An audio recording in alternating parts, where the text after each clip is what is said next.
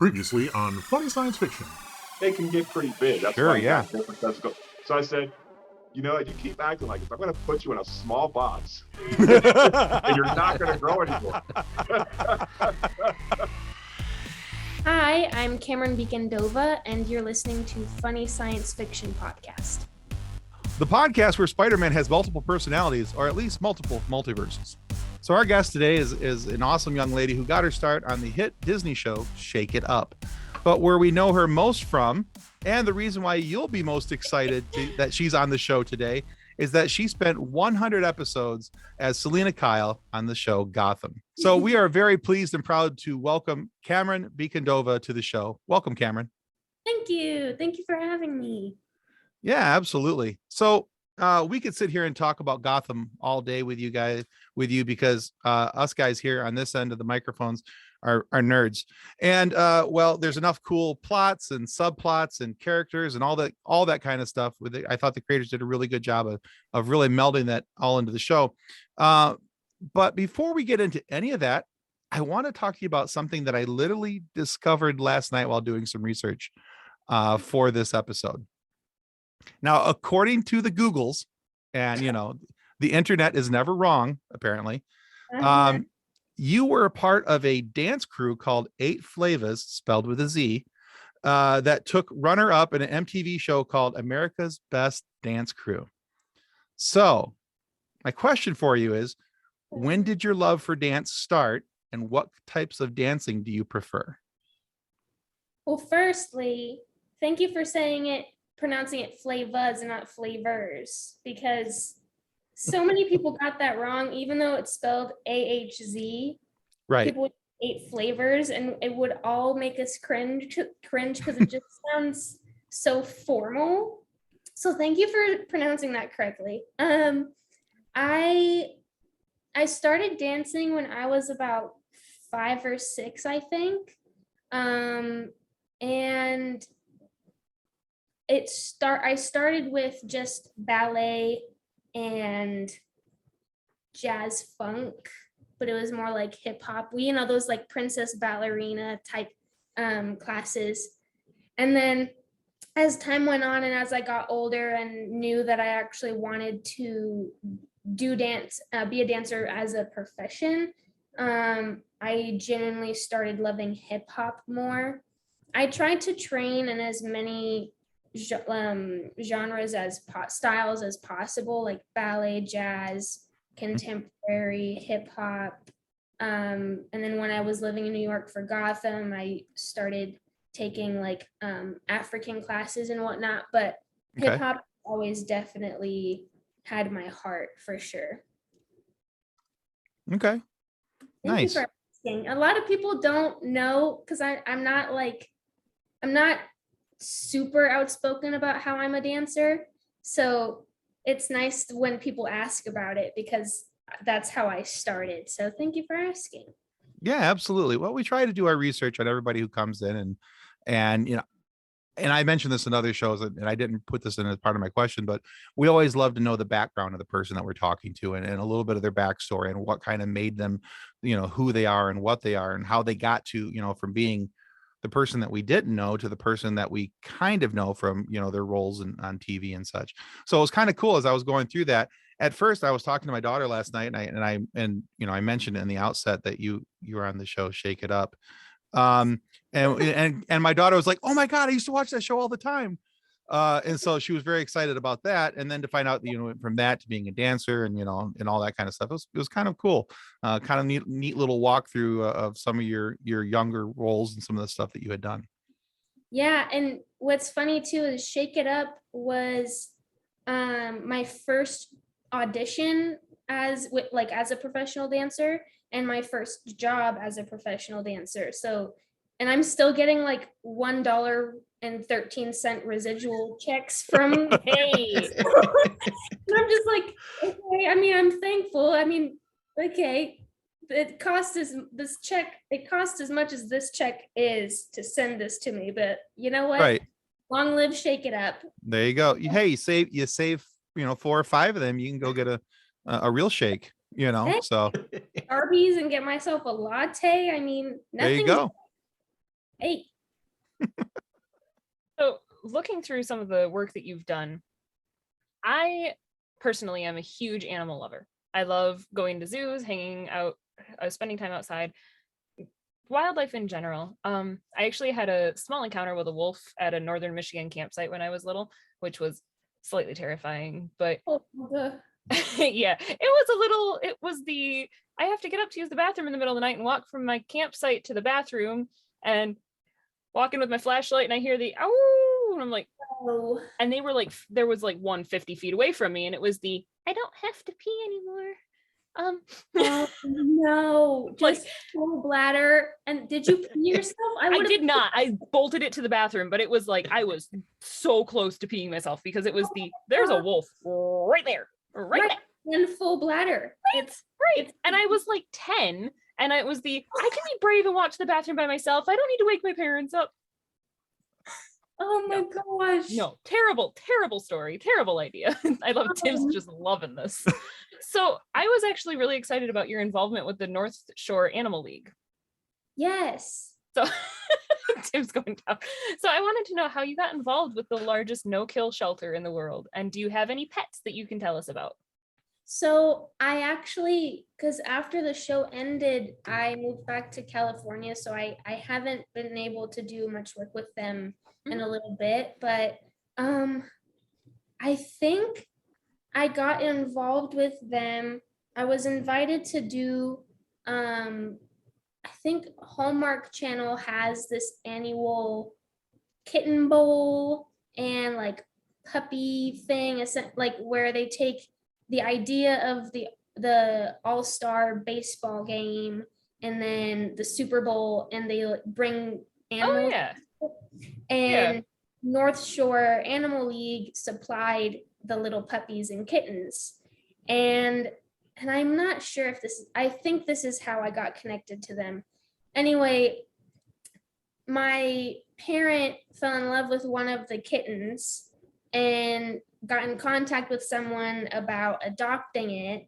And then on came this, this kind of ripple effect of just going up there to meet with people. And then I ended up being gifted one of my other cats from them. And it was just it's just a really great organization. And I love both cats and dogs, but I prefer to have a cat. Which just makes sense now. I mean, yeah, it's like my whole life is a movie. I even like before I even auditioned for Selina, I had this gray beanie that had cat ears on it, and I was obsessed with it. I wore it almost every day. And I can go on a tangent about it, but basically when I got the role, a video, like an old video that I had done prior to the audition, resurfaced, and they're like, she knew she had Gotham when she filmed this. And I was like, no, I really didn't. I just love cats. But to go back to North Shore Animal League, I love the work that they do. And I have always favored adopting animals over buying them. Right. And it just seemed like it was just a very natural partnership, I guess you could say. That's really cool. And the money that they are given through donors and everything, they actually use the money to build facilities and to help the animals. It doesn't just go into some random bank account, Right. So I really appreciated that. And you can just tell that you love what they do. Or that they love what they do. Yeah. So that's how I know them. That's awesome. I am also a cat lover. I have 2 cats of my own. I am actually a little bit sad that I didn't decide to wear my headphones today because I've got my... Oh, I know. those are so cool. I love these, but it was I'm like, I don't feel like wearing my headphones today. I usually wear them, but no, cats are the greatest. Lion vibes, so it fits either way. Yeah. So- Usually though, I part my hair so my headphones are hidden in my hair, so you just see the cat ears sticking up out top. So how many cats is too many cats? Oof. Cats act more like humans than people realize, I think, and that's why I think they get a bad rap compared to dogs because cats are more complex and they express emotions. So I feel I honestly equate cats to babies, and because of that, it's like I just see it as, well, some people have 2 kids and some people want a family of 10. And it's just a preference. I personally could not handle more than 2. I feel like 2 is like the right number of cats. Yeah. Agreed. It's a pair and their siblings. I feel like if you have more than 2 cats, you need a house and like a lot of space, or if you don't, you need to live by yourself, because the amount of litter that is just sprawled everywhere around the floor, it's just like, I can't. Yeah, we have 2. We have a solid black cat named Nymeria and a tuxedo named Ernie. And he's Ernest Fitzgerald. He's supposed to be fancy, but my 3-year-old can't say Ernie, so he's just Nern. So he's gone from this fancy tuxedo cat to Nern. It's like, and he's a big baby. I'm surprised you can't hear him, to be honest. He is the biggest baby. Oh my gosh. He is. Like, the fact that I've said his name out loud, I'm sure any minute there's going to be. It's like Beetlejuice. You say his name a certain number of times, he's going to show up. So like, I shut myself in my room for the podcast, and then we'll hear the. He's got the girliest squeaky meow too. It's great. Oh. The meow has made it into multiple podcasts and multiple live shows. I love that. He's a staple. He is. He makes himself known. He's like, listen, Nern is in the house. Absolutely. That's my background for one of our live shows too. Yeah, our cat is a white coat Siberian. Ooh. And it has he's really fluffy and just feels like rabbit fur almost. I love fluffy cats. And we named him CAT Cinco because he's the 5th cat my parents have had. I think Maggie Gia, who played the second rendition of Ivy on the show, I think her cats are Siberian, and they are the cutest freaking fluff balls I have ever witnessed. So when you said Siberian, I was like, I know, I have an idea of what he deals with. Fluffy cats. Oh, I know. Tim's cats are funny too, though. Tim also has cats. I have 2 cats. We all have cats. Yeah. So my oldest cat, his name is Vader. He's all black. He's got a big white box on his chest. He's a bit of a jerk. But I love him. And then we have our second cat. His name is Seven, and we call him Seven because he's polydactyl. He's got extra toes on his front paws. Oh. So it looks like he's running around with big like mitten paws on his front hands, and it's really kind of cool. But he's also a jerk. And he's a cat, and cats. No, actually, I honestly believe this, that cats take on the personalities of their owners. And I'm not saying that I'm a sarcastic jerk. Are you saying I'm a noisy, annoying baby? Anyway, so I'm not saying that I'm a sarcastic jerk. But I have my moments, and I'm not saying that my cats are always sarcastic little jerk buttheads, but they have their moments. Like, this morning this is by the way is a conversation you're not getting on any other podcast. We're cleaning out their kitty litter this morning. Like, my cat is literally waiting at my feet to get done. Like, the second it's done, he has to go, Oh yeah. That Vader waits, he like stalks the room. He stalks the room. And he meows at me until it's done. Like, could you speed it up? I've got things to do here.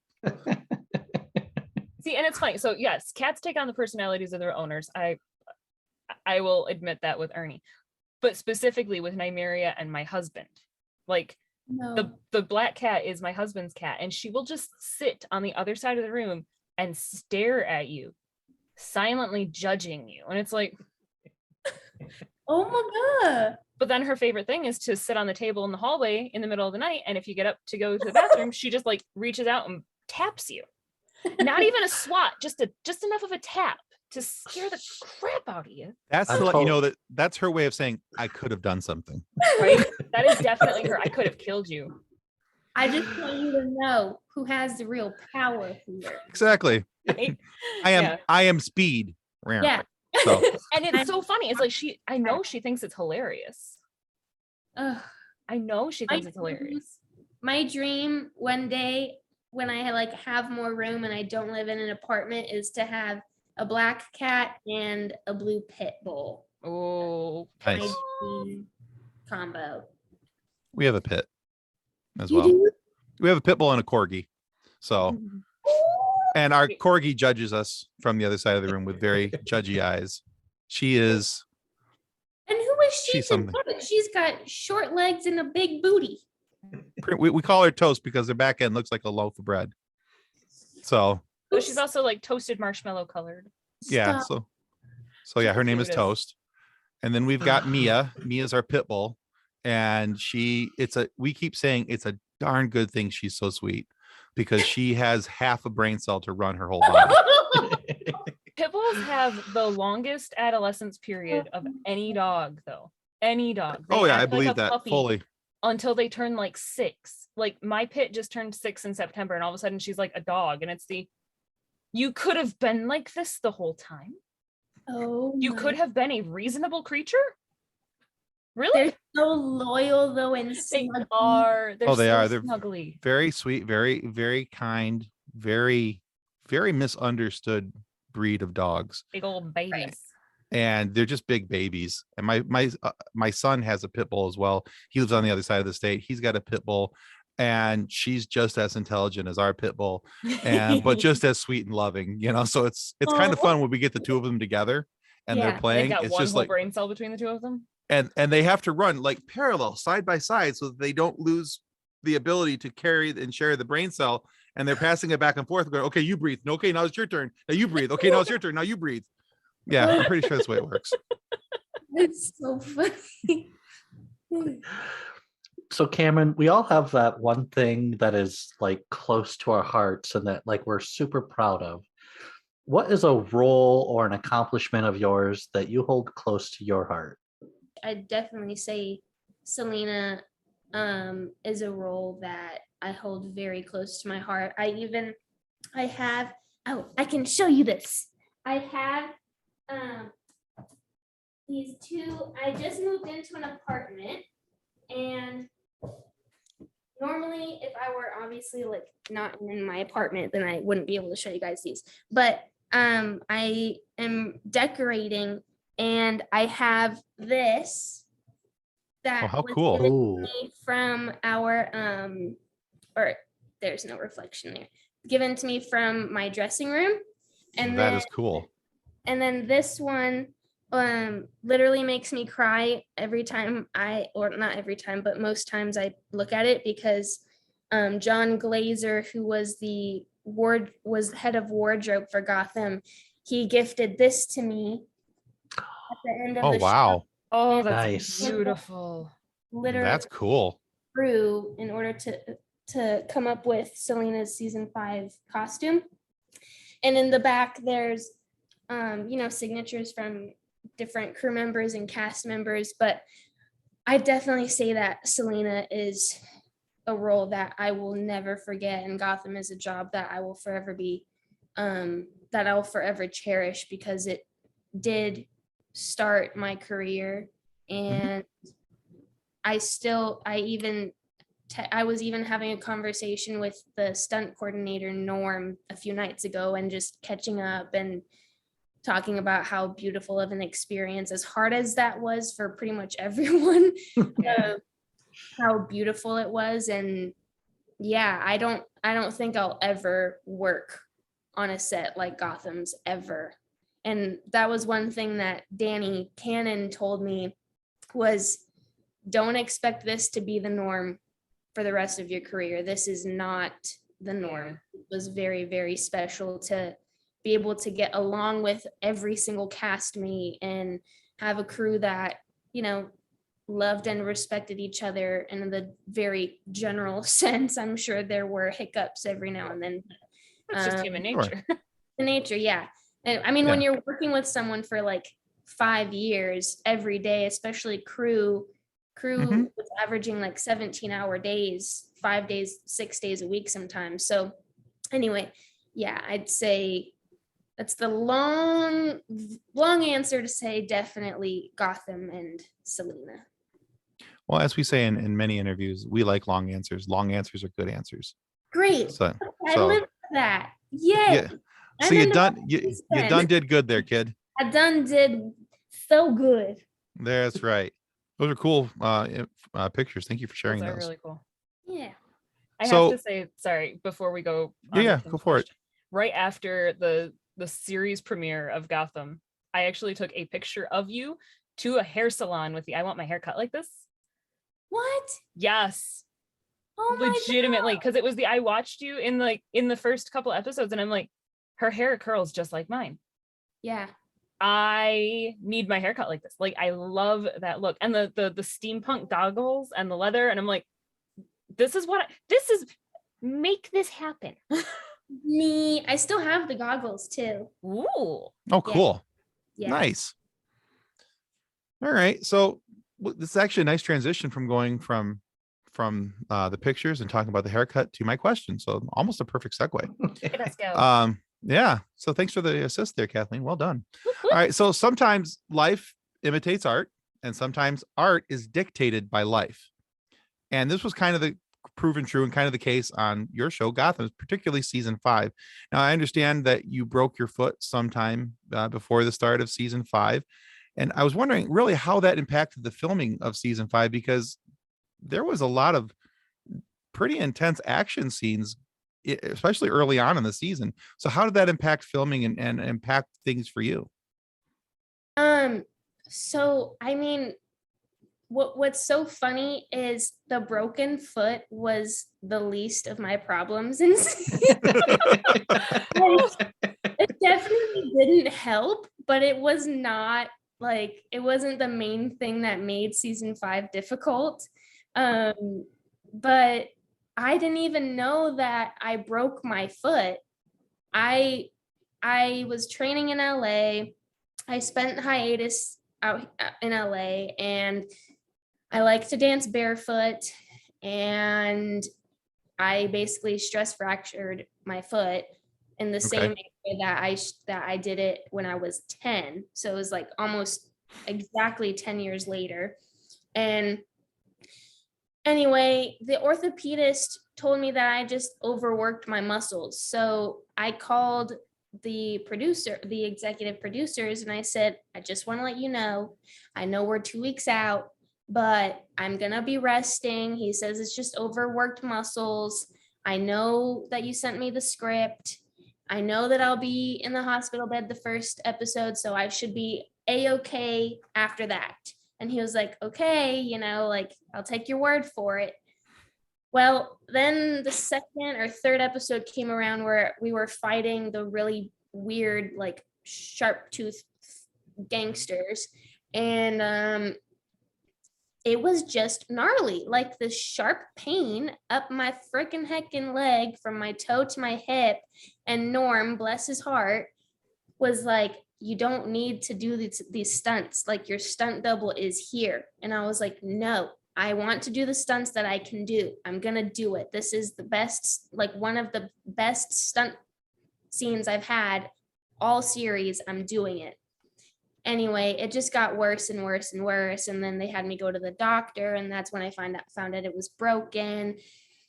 And that's when I had to be put in a little boot. And so what we had to do essentially, and then what we thought was going to be just like maybe 3 weeks in the boot turned into the rest of season 5. So I was in the boot for close to 6 months, and we just had to work around it. They had to figure out angles. A lot of times I would literally go to my mark after everything was set up, go to my mark in my boot, and then the wardrobe department member, Johnny, who would help me pretty much all the time, he would come, switch out my boot, put on my Selina boot on, exit, and then I'd do the scene. But luckily, season 5, as stunt heavy as it was for Selina, that was the first and really only season that I voluntarily was like, I am not doing most of these stunts this season.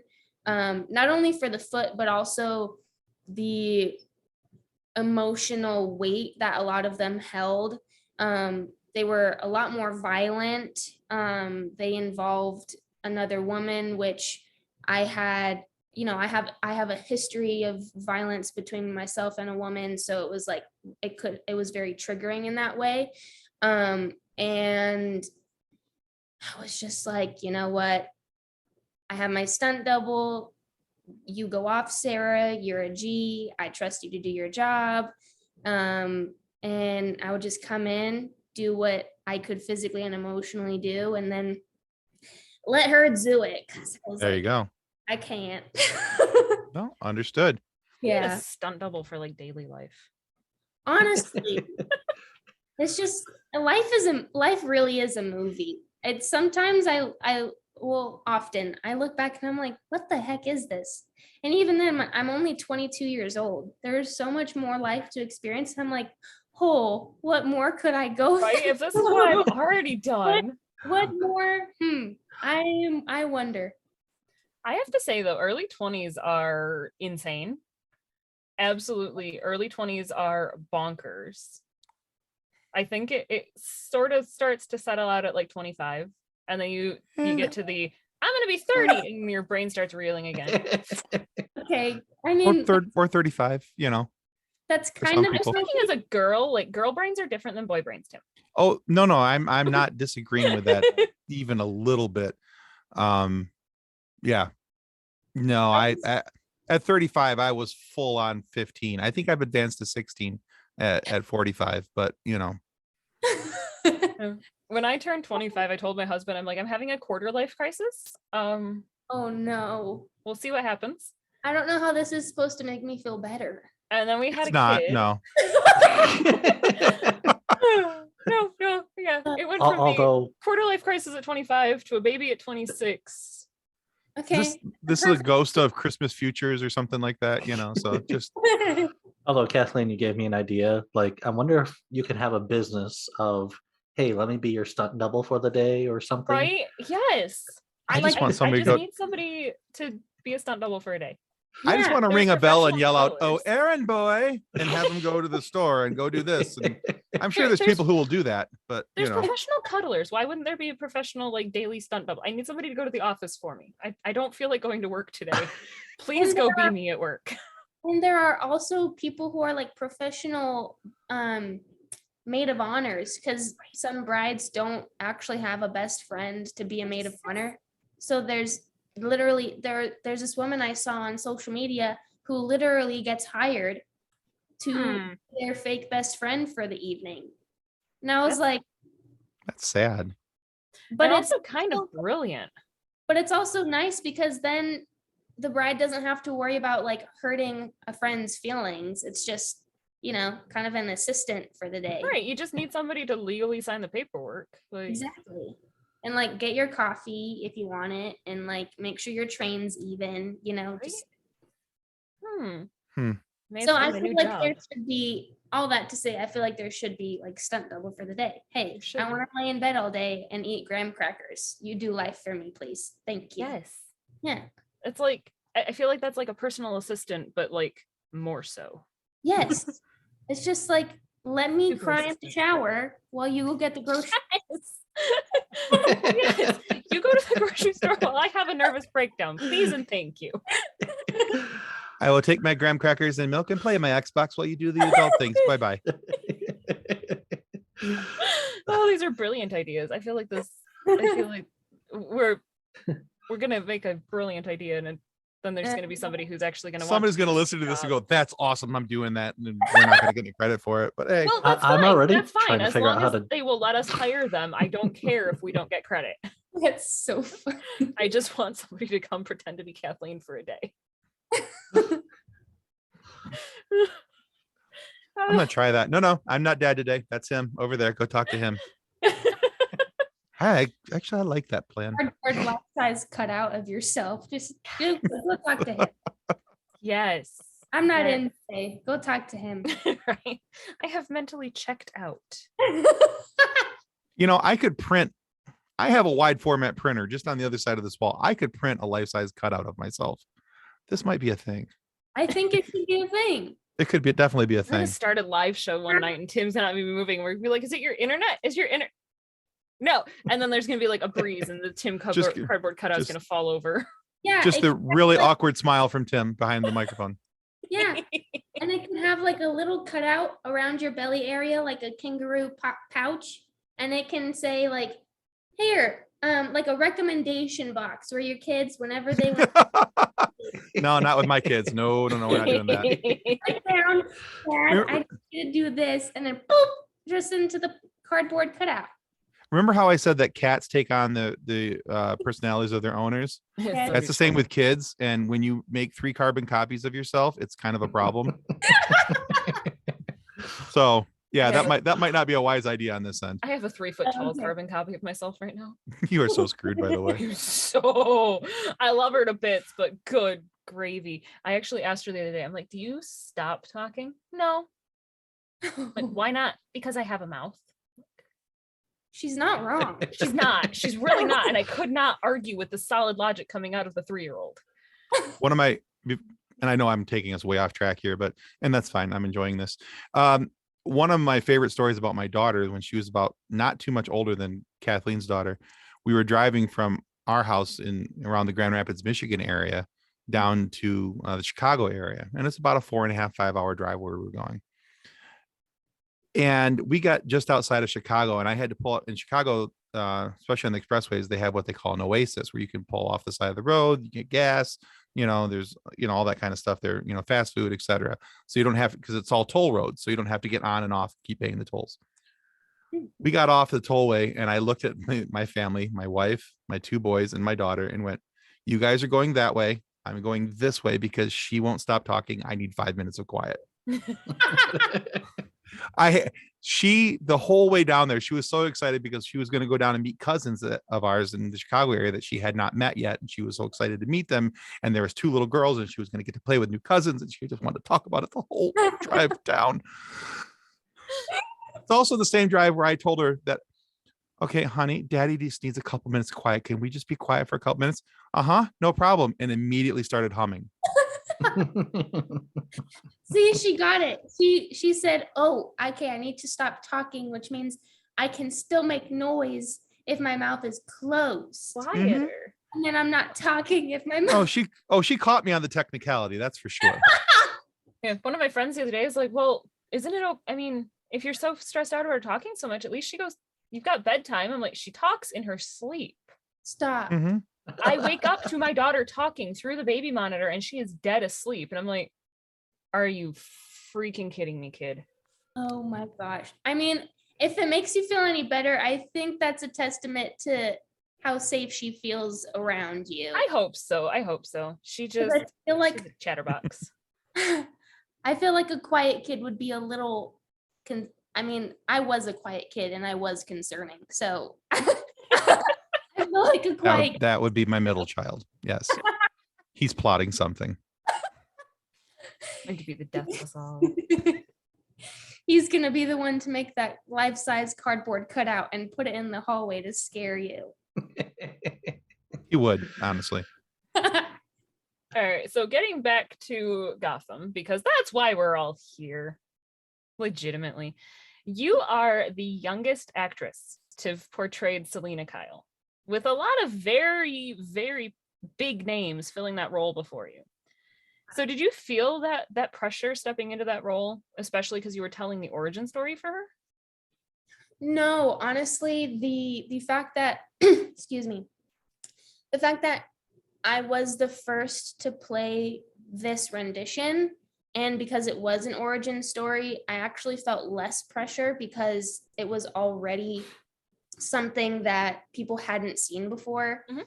So that gave me more room to make choices that I naturally felt were best, because people really didn't have it, like people were really not in a place to have expectations because they had never seen anything like Gotham before. So and I was young too. Like I didn't really realize probably until a year and a half ago how massive Gotham was. Like I'm not even gonna lie. So I think that helped too. My naivety, my and just the fact that it was new. So people didn't know what to expect. I can actually see that being, yes, it's Selina Kyle. Yes, she becomes Catwoman, but you were specifically Selina Kyle. You weren't stepping into the Catwoman role and the tight leather pants as much. Right. Like, right. It Yeah, was you were referenced as Cat a couple times, but it was never the true connection. That's one of the things I loved about Gotham is, there was all these allusions to who the people could be and who they would eventually become, but it was very much an origin story for all these different characters. I thought that was a very cool aspect of the show. I'm okay. yeah. I'm okay. Same with me. And I oh, sorry, Nick, were you gonna say something? No, I was just agreeing. Go ahead. I what's it called? I also really loved how they kept me as young as possible for as long as possible, Mhm. because it's very easy, especially in the industry, whether dance or film and TV, for the industry to age young people, but especially young women. Like I don't know, there are a lot of 14-year-olds, especially now, who look 18, 20. Right. And I was definitely so thankful that they were never willing to put me in any kind of wardrobe that I felt uncomfortable in. They always Awesome. made sure to remember, okay, this is a 16-year-old girl, or this is Right. a 14-year-old girl. How do we bring the edge and how do we show the edge and struggle of her without like, she doesn't need to be sexy. She's a girl, Right. Right. She's a and teenager. In She's a all reality, she's a kid. yeah, and she's a tomboy at that too. So I loved everything about that job. Yeah. Awesome. Yeah. Sorry, Tim brings up other characters and you get the sense of who they are, and I'm over here with the Jerome. I loved Jerome so much. Camren did such an amazing job. He does not get enough credit for that He should be. in the media. I mean, I found this Joker magazine at a grocery store when the Joker film came out. And it was literally an entire magazine dedicated to the character of Joker and the history of Joker. And Camren had like 2 or 3 pages dedicated to him. Awesome. I was so thankful, because I was like, yes, he played the Joker. He needs to get credit. Yes. Absolutely. He did a phenomenal job. Yeah. I loved his character. Yes. Absolutely loved it. And I mean, I've always had a soft spot for Joker anyway. As crazy as he is, you kind of love to hate him. Right. And there's this video on YouTube. I don't remember I don't know who the guy is, but essentially he analyzes films, and he did an analysis of the Batman Returns with, I don't know, was it Returns? The one with Christian Bale and Heath Ledger. And it was this theory, and he explained throughout this entire 12-minute video of how the Joker really isn't the antagonist of the film, that he's actually the hero. And he broke the film down and explained why he thought that. I think I've seen that. It was literally mind-blowing, and it changed my opinion completely on the character Joker after watching it. It was cool. insane. So if you haven't watched it, maybe look up I don't know, Joker hero theory or something, and it'll probably pop up. But getting to work with Camren was a dream as well. And even though I didn't get very many scenes with him, he's such a sweetheart, and I learned so much just from observing him and how present he is, and how much he knows about the characters that he plays, and how much time and effort and heart he invests into his work. And he's insane. It was funny when my husband and I watched Gotham together when it was airing, And Cameron came on screen and I'm like, I know him. Yeah. Why do I know him? Why does he look so familiar? He didn't even have to audition for the show. I think he said they offered it to him. And it was so funny is I'm staring at him with the, what have I seen him in? What have I seen him in? And they showed the name and I'm like, John. He goes, what? I'm like, that's Winthrop. He was in the TV version of Music Man. Like that was his introductory role was with Matthew Broderick and Kristen Chenoweth. And I'm like, you remembered him from that? I remembered him from that of all things. Oh my I remembered the cute little kid with the lisp. I'm like, Aww. it's Winthrop. I love that. And it's funny. So Gotham stopped in what was it? 2019 was the final season. Yeah, that was the last time it aired. Mm-hmm. So even now in 2022, we're still talking about the show. Jerome is still a family joke between me and my husband. There's a Jerome Street in a city near us that every time we go by Jerome Street, I'm like, Jerome. Because I cried. Oh. Like, yeah. I loved his character. And yeah, he did I'm a sap. a good job. I'm a sap and I have a soft spot for redheads. So our Facebook page, it's just filled with memes, and we have 196,000 members. And yeah, it just blew up. And we're like, what? I can't. And so basically it's just filled with memes, this mixed with this. What universe would you also like to see your character Selina go into? Oh, interesting. I don't know. I think the rendition of Selina that I played should stay in that universe. That Gotham's version of Gotham City is in. I think because what made Gotham so amazing is that it wasn't centered around the people. It wasn't centered around like the core cast. It was centered around the city and the atmosphere. It was very much more of the Gotham itself was a character. And so I don't see Selina, at least the version that I played, I don't see her stepping out into any other universe, because it was such a specific place, and Gotham itself they made such an effort to keep the time very ambiguous. Like you saw taxis that looked like they were from the 1950s, but then Gordon and everybody uses cell phones, and it was a very a very timeless and kind of just what am I trying to say? It was just a very ambiguous place.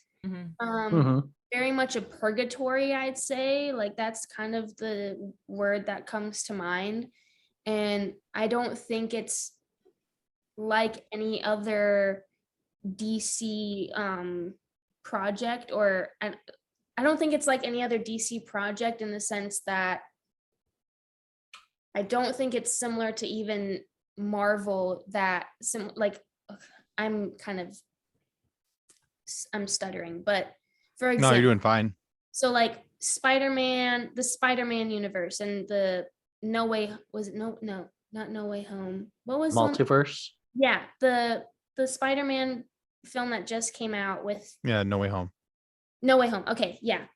So I feel like Marvel can get away with that a lot more than DC can, because I feel like, and I don't know, maybe you guys can correct me, but Marvel strikes me as more of like fantasy land and more magic than DC strikes me. Obviously, DC has people like Superman and Wonder Woman and Aquaman and people who have very supernatural powers, but I feel like Marvel gets away with doing multiverses way more than DC can. So I don't think, especially because of that, I don't think that I could see Selina in any other like universe.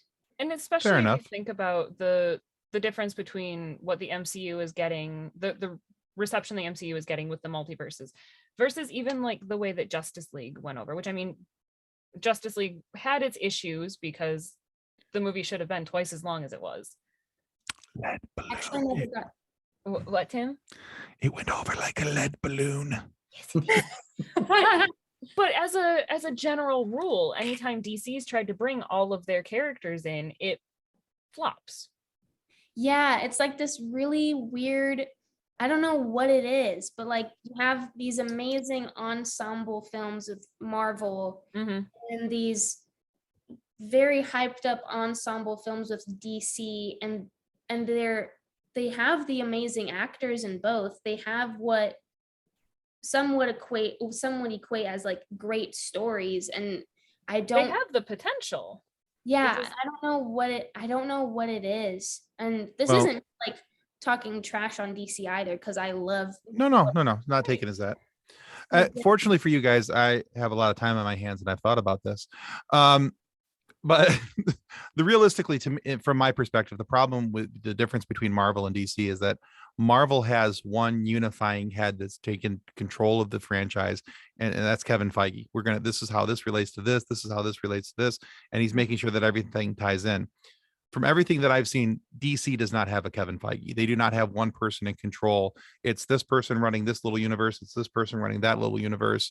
And so then they're trying to marry them all together and make this, okay, make sure in your story you say something about this, so this will work with that, where there's not somebody taking direction and the reins. So it makes it a little bit different. Whereas in the MCU, this movie fits this movie, which fits that movie, which fits that movie. There's a natural tie-in.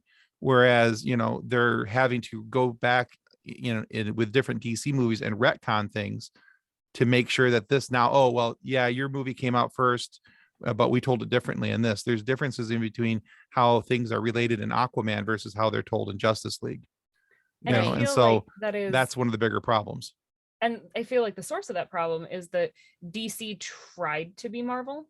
They tried to, hey, well, Marvel's getting all this attention. Marvel's movies are going over so well. And they kind of jumped in before finishing their story, before collectively being like, okay, this is the story we want to tell. They just kind of So much jumped in potential. with here's the background story for this character, and here's the background story for this character, and you get a background, and you get a background, but then none of those matter because Right. we didn't think this through. Right. So there's a lot of potential there that's left on the table, is what it comes down to. I see. I also think too, at least like what I love about, like, whenever I have read some comic books, what I have loved about Catwoman specifically, and also the characters that make their own cameos within the stories, Mhm. is that, and I don't know if I'm correct in saying this, but it very much seems like DC mainly consists of people and heroes and villains who work more independently and live in a place like Gotham that is a really difficult city, Mhm. and you have to fend for yourself unless you're in a gang like I think it's the Skeleton Gang, or obviously there are the exceptions, but I feel like maybe that's where they differ, that DC is mainly known for people who fend for themselves and are renowned for their independent and solo work, versus Marvel is known for people like the Avengers and groups Right. of people. So maybe that's what it is, and maybe that's why maybe that's why Justice League didn't do as well, because these are superheroes or heroes that people don't really think should be working together. I don't know. But yeah, I think, to go back to your question, Nick, I think if we were to see Selina again, I think it would be maybe like later on in her life, but in that same city and in that same universe. I would love to see a progression story ever. Like, so the finale of the series, we see Selina 10 years down the road, and that last episode. I would love to see what carries on with her the rest of her story, from the gap between that episode there and her officially becoming Catwoman, and her different run-ins with Bruce over the years, and how that relationship progresses and regresses over the time. I think there's a lot there that could be done in a really cool origin style movie. But we've already had the origin told in Gotham, but continue on. Right. I think a limited series would be. Oh, that'd be awesome. Yeah, like a Disney Plus style, what they've done with Marvel. right. That'd be really cool. Yeah, But absolutely. I have some ideas. We'll have to get you in touch with the people at HBO Max. Tell them to make you a series. Listen, Cool. that's literally I'd be watch, just so you know. I would totally watch. that would be 100%. my dream, to get a raw look at, and more of like PG-13 or rated Mhm. R versus like a Fox network of show. Sure. Love to see that raw look at what was her life like when he left. Yeah, if we get Yeah, more nice. of a Deadpool style Selina story, Right. that would be Yeah, cool. absolutely. So I'd be a fan. I'd watch. thank you. Yeah, I have. Yeah, I want something to happen. It's a matter of time. Yeah. So. But yeah, that's my opinion, Nick. I can totally see your point of view on that, though. She is very much that universe, that version of Gotham. Very specific. Yeah, Totally. agreed. So Cameron, we have thoroughly enjoyed talking with you here today, but before we can let you go, we do have to run you through our quiz. We do this with every guest. You love quizzes? Yes. Good. All right. Well, this quiz is called It's a Gotham Thing. So it's all about the show Gotham. It's 5 questions. All questions are multiple choice, so you'll have a fair chance at getting the answers. All right. Now, out of those 5 questions, if you get 3 of them correct, we want to send you a mug that looks a lot like this one that says, "I gave to the Red Shirt Widows and Orphans Fund." And on the back, it has our wonderful little show, our show logo. Okay. And if you get 4 questions correct, we'd like to send you this book right here called Dances with Aliens. It's written by our show founder and group page founder, Drayton Allen. It's all about the last man on Earth being a dog, but not a 4-legged dog that goes woof, but a singing, dancing cartoon dog of the theme park variety. It is asked the question, how could intelligent beings develop technology to travel the cosmos but not recognize a guy in a dog suit? So now that's all the fun part of it.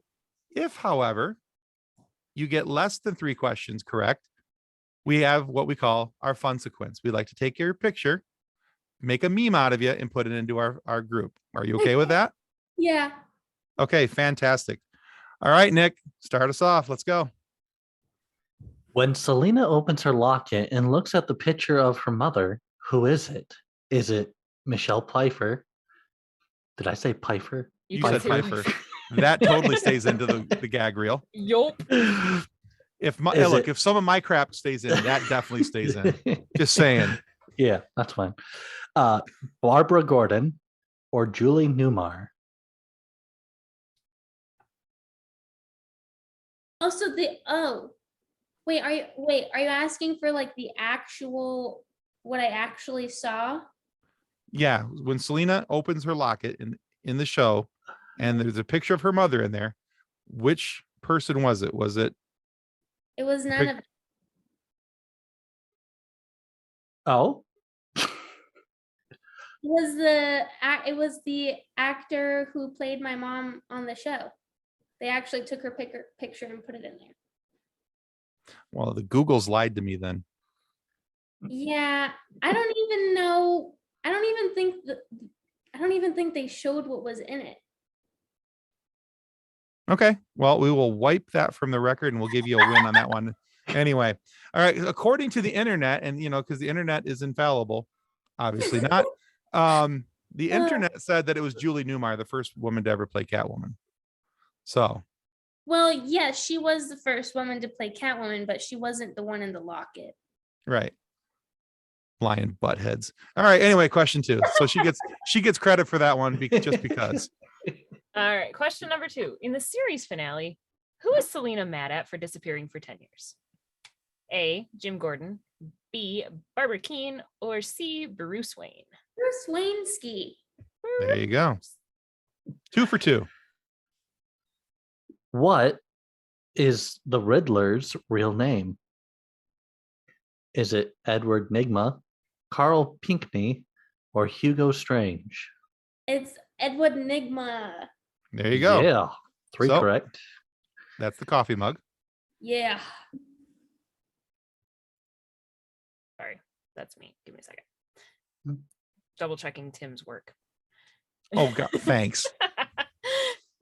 Question number 4. In the season 1 opener, not bitter at all over here.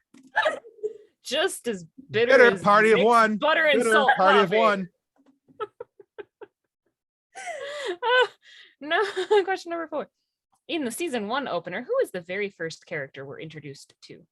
Bruce Wayne, Selina Kyle, or Jim Gordon? Selina. It is. Absolutely. So that's 4 for 4. So that's the coffee mug and the book. Gang gang. And this question is just for fun. Gotham is based on what city? Chicago, New York, or Los Angeles? New York. There you go. 5 for 5. Well done. Well, we'll go say 4 for 4 and one crap question that we threw out and gave you points anyway, but technically 5 for 5. Yay. Thank you. Well done. I'm trying to remember the order of people that precede me. I know the one before me was Anne Hathaway. Mm-hmm. Before her, it was Halle Berry. Before her, it was Michelle Pfeiffer. Before her, it was Eartha Kitt. I believe so. And then before that was Julie. I I think there was one more between Julie and Eartha, wasn't there? Yeah, there is. No, Julie Newmar was the first, and then it was either Eartha Kitt and then this other woman who I feel so horrible. I literally met. Lee Merriweather. Yes, Lee Merriweather. That's the one. I met her. She's so sweet. I'm looking it up. I'm doing it. I have Google right in front of me. There are a lot more than I thought there were. Yeah, and then now Zoe Kravitz will be added to that. Yeah. For the new Batman movie. Yeah. So freaking heckin' stoked. She's gonna freaking heckin' kill it. She's gonna be amazing. I'm super excited about that. That's just stud. Like, she literally looks like a statue.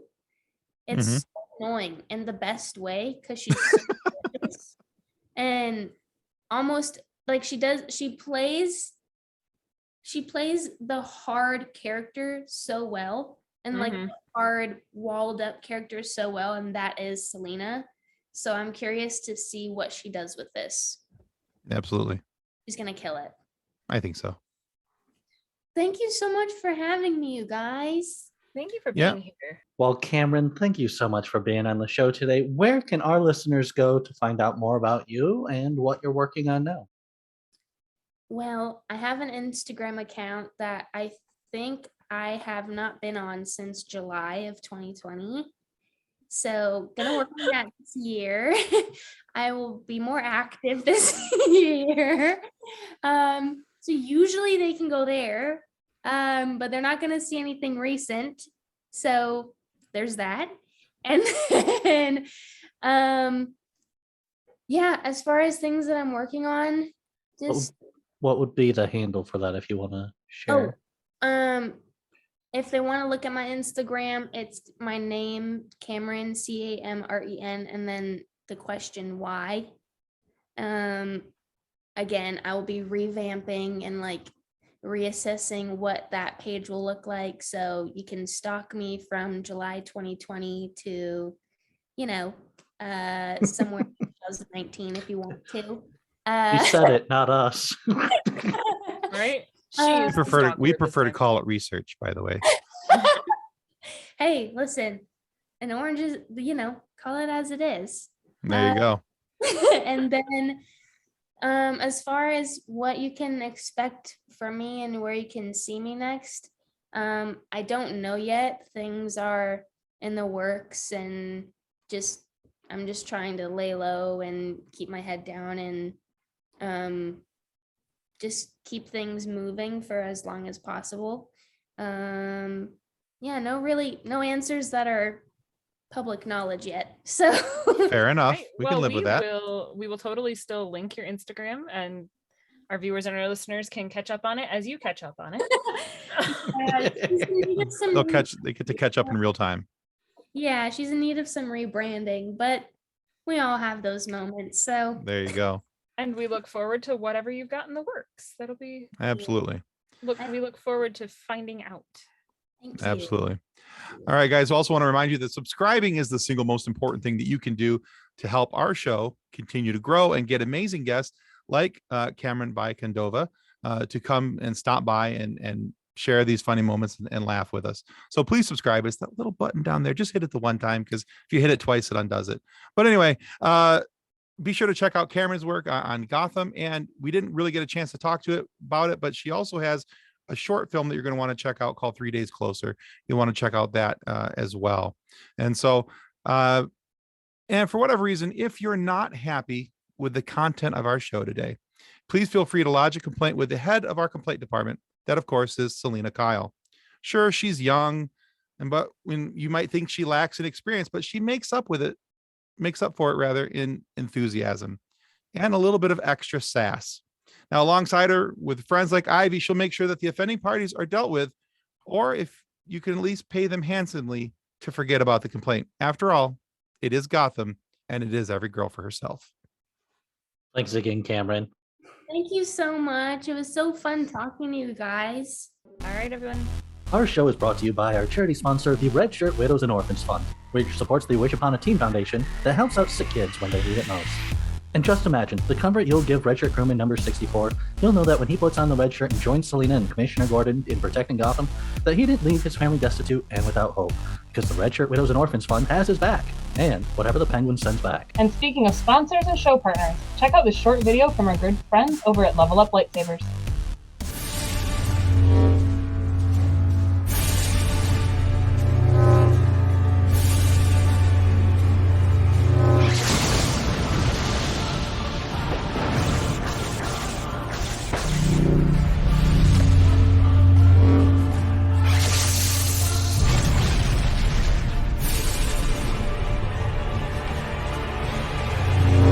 Information about Level Up Lightsabers and their online training sessions can be found in the episode description below.